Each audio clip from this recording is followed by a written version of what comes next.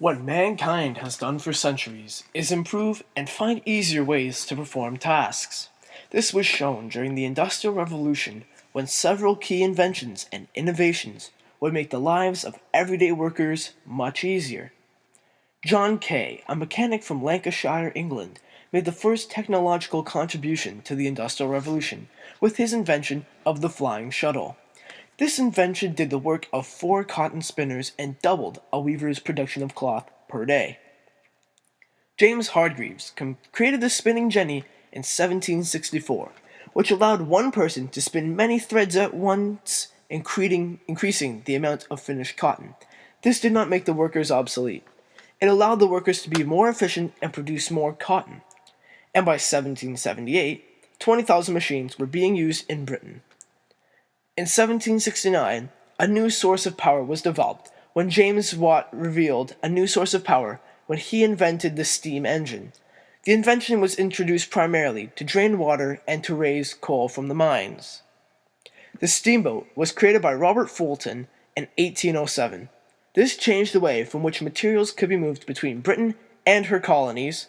The train was one of the most important inventions of the Industrial Revolution.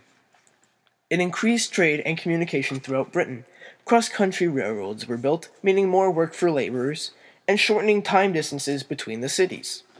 Years later, the idea caught on throughout Europe, and soon after, various countries began building their own railway systems. Capitalism is an economic theory still used today. During the Industrial Revolution, the idea was used and began to appear in countries such as Britain and present-day Russia. All industrial societies used capital, or money, but it was wealth that was not consumed or spent. It was invested to gain even more wealth. The rich gained more wealth. This created a larger gap between the rich and the poorer classes. The bourgeoisie was the French term for the upper middle class in society. This particular class got richer due to the growth of industry because it was in this class that was made up of the factory owners. The proletariat was the lowest and poorest class in this class system, and it was made up of the industrial workers. Karl Marx stated that the greatest power that the proletariat could possess was their ability to work. This class conflicted with the bourgeoisie, who were the owners and businessism of the workers' employers. The lower class would obviously want higher wages, but the employers would never want to raise the employers' wages because it would reduce their profits. During the late 1800s, cities grew larger as people began to move from the country land into the city. Families began to settle in the city closer to their places of employment.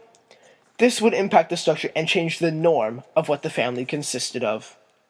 Children became part of the workforce, employed in the factories to clean and maintain the machines, or working in the coal mines, which their small bodies allowed them to do. Women also began to enter the workforce, working in the industry and coal mines, but were not able to earn the same amount of money as their male co-workers. In each family, it was not uncommon that one or more of the members of the family were employed, whether it be the husband, wife, or the children, and they would be working long shifts between 12 and 14 hours a day. The women began to marry and start their families at a younger age. This led to less infant mortality and more illegitimate children. And in this nuclear family, that the father would have complete control, and he was the authority figure.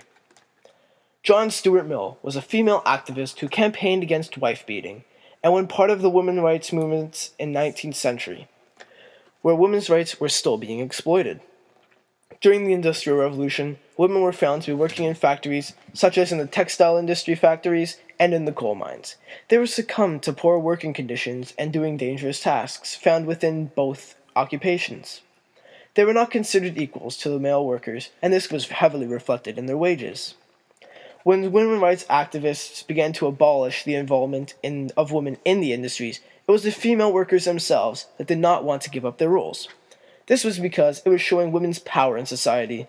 It started forming the feminist mentality that women are as good and equal to men, and helped them prove their worth that was not just inside the family unit, but also as a competent worker. The Industrial Revolution begins in England for the main reason of geography. As an island nation, England has a limited amount of resources, and is forced to search for new sources of resources. Internally, a lack of lumber due to limited forests and a large naval force led to the discovery of a new fuel: coal. Coal became the driving energy force of the Industrial Revolution, and England has a large supply of it. As an island nation, England also has access to major waterways. This allows the English to go searching for new items, resources, and when the Industrial Revolution arrives, England is able to make use of these connections to grow at a rapid pace. England also made good use of its population to provide the manpower required to begin the revolution and to sustain it for many decades. The effect of the Industrial Revolution would have not only on England but on the rest of Europe was huge. It allowed for more technology to be created and widely dispersed over the continent to increase production. Communication was increased as well, and trade, because of intricate railway systems throughout different countries. The revolution was a huge success, but not only in Europe, as it reached the New World, mainly Canada and America. But it made more nations connected and revolutionized the way everyday people lived.